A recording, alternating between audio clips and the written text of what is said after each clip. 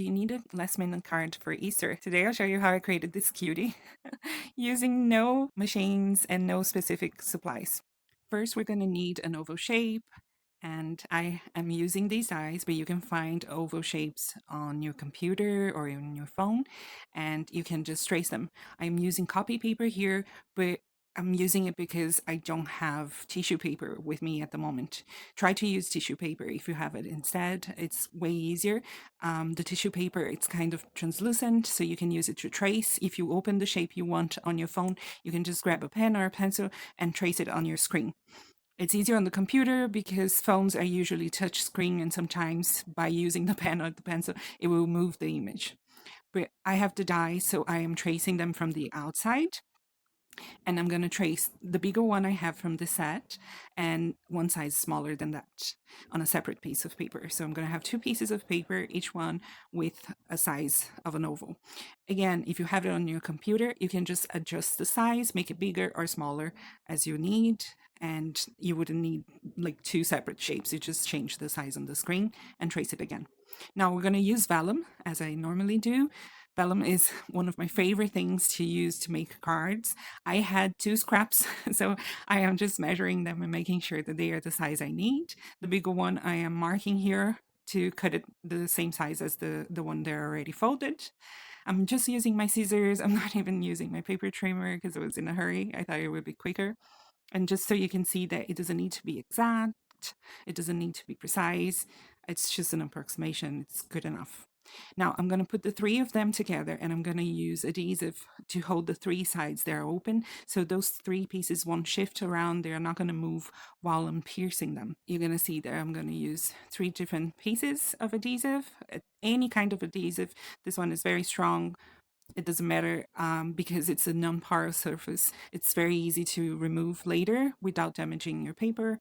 Also, we're not going to use that border anyway, so if you do get a bit of damage, it's not going to be a problem. Now I'm trimming down my ovals that I traced earlier because the pieces of vellum that I have are so small. I kind of needed to trim down the ones I traced, and I'm going to tape them on top of those three layers of vellum. Now I'm going to need a towel. I'm just using a face towel, folding it, and I'm going to put it on top. Because we will be piercing the vellum and the paper at the same time, you want some heavyweight vellum, but not too heavyweight. And also you want to make sure that you have a border. So you need the vellum a little bit bigger than the shape that you're going to pierce. These are the tools I normally use when I work with vellum, and I made them myself. All you need is an empty pen, the body of an empty pen, the plastic ones, and you melt the tip and you insert either a sewing needle or a sewing pin and wait for it to cool down. You don't want the bit that is left out past the pen to be too long because it might break when you try to pierce with it, but try to make one with a very thin sewing needle and another one with a thicker one. And all you have to do is pierce along the line. You can see here. I'm going to speed this up. Don't be scared. I just want you to see that I am doing it all the way through. And the line, because it's too thick and I didn't use the tissue paper, I can't really see where I'm piercing, so I'm going to check it a couple of times. Anywhere that you see that you left way too big of a space between those pierced holes, you can go and pierce in between them one more time. You want them to be as close as you possibly can do it.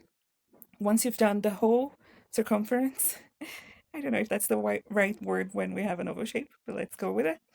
Then you can remove the paper that is on top. You can save the paper to reuse it again. And again, we're creating multiples here, so it's very time saving if you want to mass produce. This video is a bit longer because I need to show you in detail how to do each step, but at the end I will show you two bonus cards that I created with the remaining panels. Again, I am making Easter cards today just because I haven't made any Easter cards yet this year, but you could use the same techniques to do anything else that you want, create cards for any other occasions. Now I'm moving on to my second panel, and because my vellum is so heavyweight, I am going to actually separate those three layers a little bit, insert this smaller oval inside, and then I'm gonna move on to the embossing phase. So every time I work with vellum, first I do all the piercing, second I do all the embossing, and then I do the other details afterwards. For that, again, I use an empty pen. This one I do use a sferographic pen that I used up.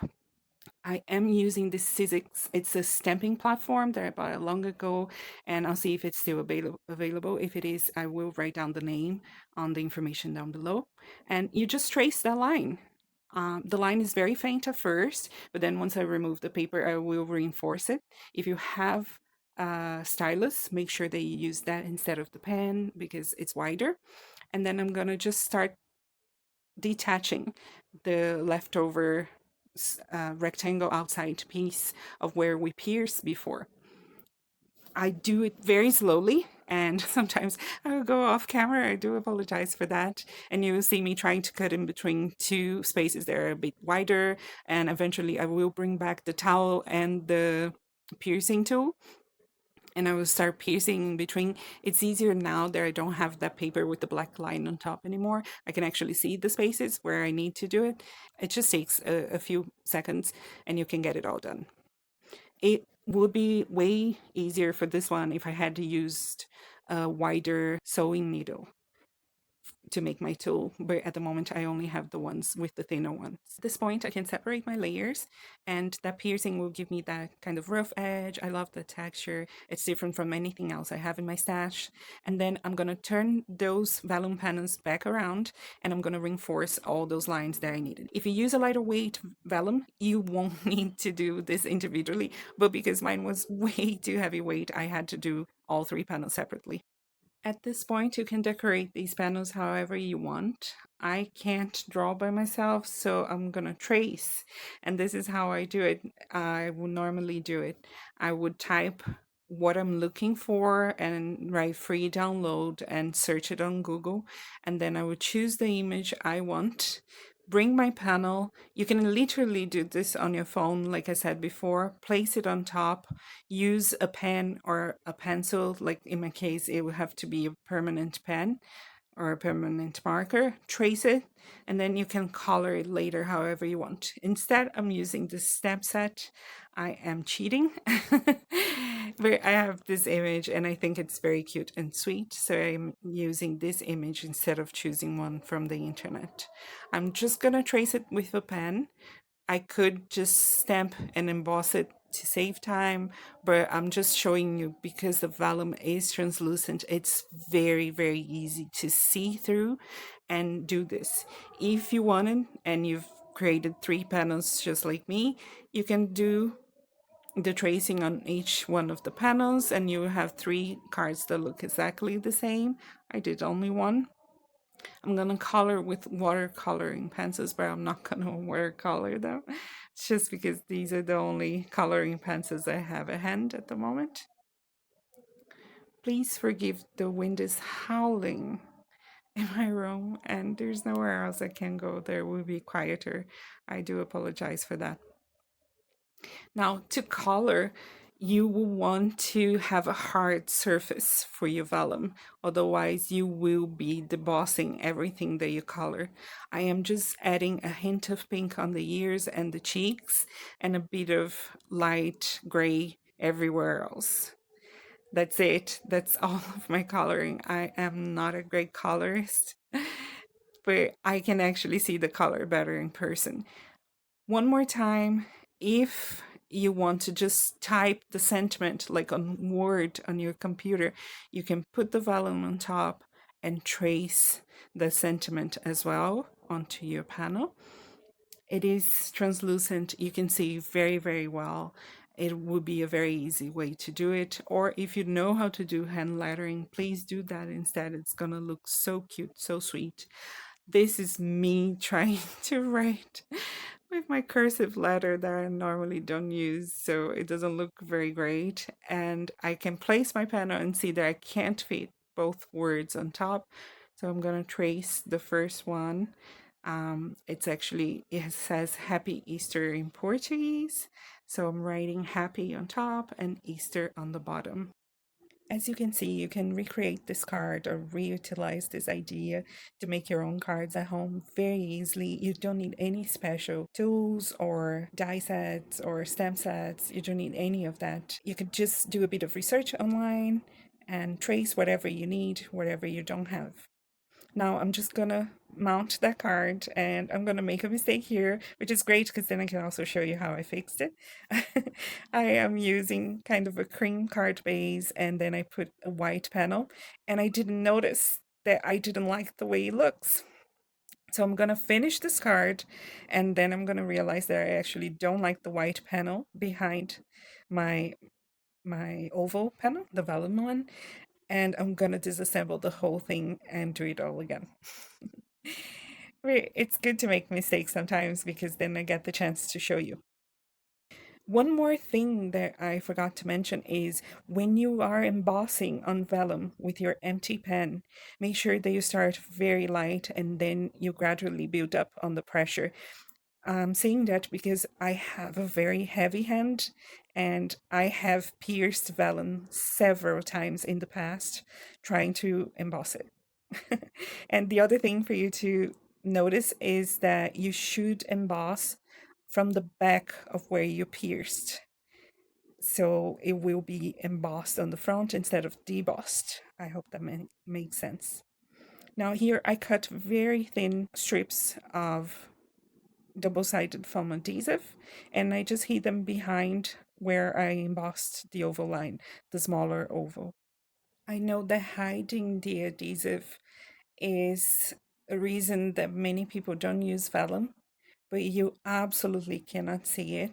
If you find a very heavyweight vellum like I'm using today, you will have no problems with adhesive whatsoever, I promise you.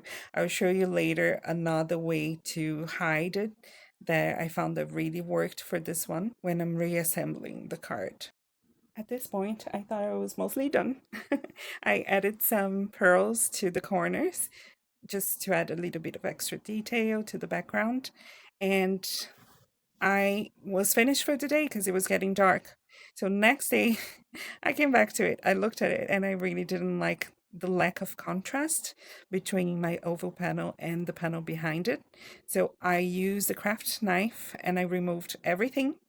Then I die cut a slightly smaller panel in kind of this salmon color.